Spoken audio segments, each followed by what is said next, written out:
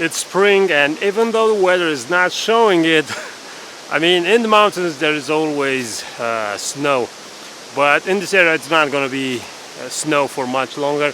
But the waterfalls, I'm thinking that they look spectacular, and that is the reason for which I came here today. It's a remote place in Bicaz Gorge, which is a natural park from the Carpathians located in Romania.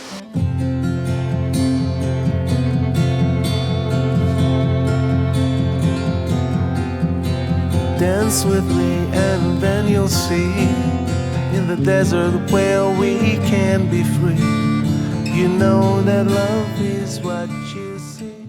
It's pretty wild. There are lots of wild animals, bears, wolves, of course black goats and mountain goats, but it's a very spectacular place to be in, and a very spectacular place to photograph in. And that's why I came here. So let's photograph some waterfalls in spring, and let's talk some tips and the process that I went through when I'm photographing waterfalls in a situation like this. Hey everyone, my name is Toma, Photo Tom here on YouTube, and this channel is all about landscape and travel photography. So if you're interested in tips and ideas and suggestions about landscape and travel photography, make sure to subscribe.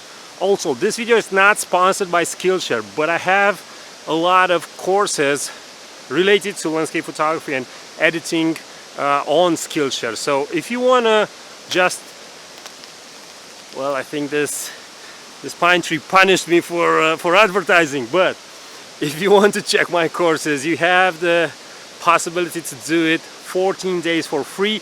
The link is in the description of this video. Check it out. Maybe you find the entire platform interesting, and maybe you watch some of my courses. Now let's get back to the topic from today. Kiss me, my love. Some firewood will warm you up. A bottle of wine and the talk won't stop. Be sure that I'll be here all night. So it's time you hug me and kiss me, my love. The moonlight shines within your eyes, and your love caresses me, and the stars came down, turned into a crown in this dream reality.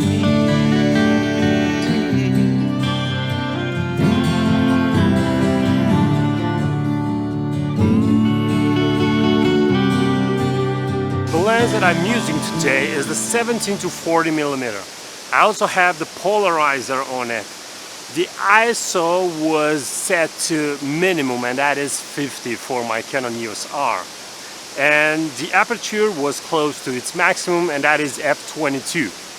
I tried to capture the water stream flowing from one side and kind of rotating to the other part of the other side of the image. A good thing was that at the base of the waterfall I had a little bit of light from the sun, and that allowed me to create a contrast point. The settings in terms of exposure time was 0.6 seconds. I think it's more than enough in a situation like this, because the water is roaring down the mountain and it's moving fairly fast. So I don't necessarily need to use an ND filter. If I would have to use an ND filter, it would be a really long exposure, and I don't think that in any situation a really long exposure could benefit the photo. So this was the situation right now.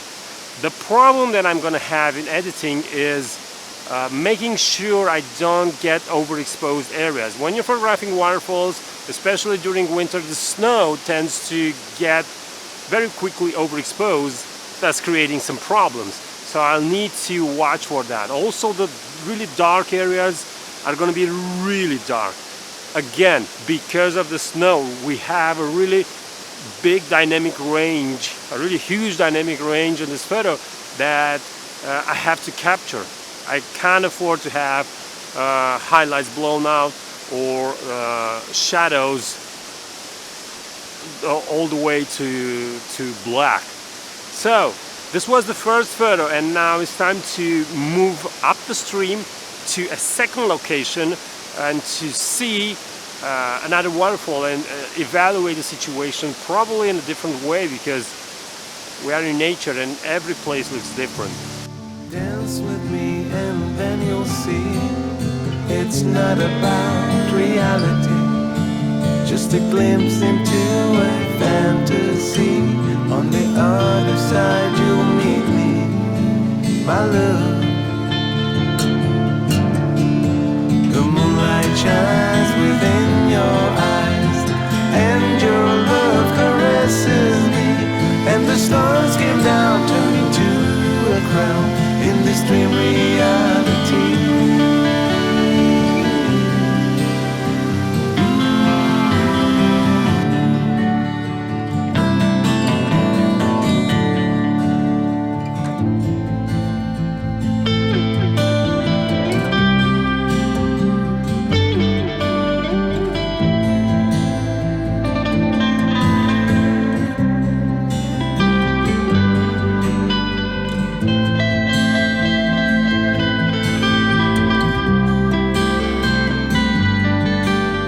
The second waterfall was a little bit more problematic, mainly because the water was spraying over my camera.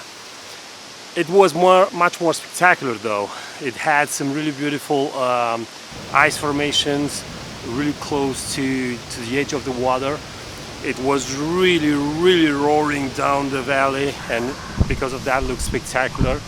And it was a lot darker, and this allowed me to use longer exposure times, 5 seconds, 3.2 seconds, and even at 1.6 seconds, I think it looked really well. I tried to frame it in a landscape format, and then I also tried to frame it in a portrait mode. I think it looked okay, and it was easier to photograph in terms of the dynamic range of the image. I was able to isolate things and remove the patches of snow that were really bright from the sun. So I think this image looks a lot better from the previous one.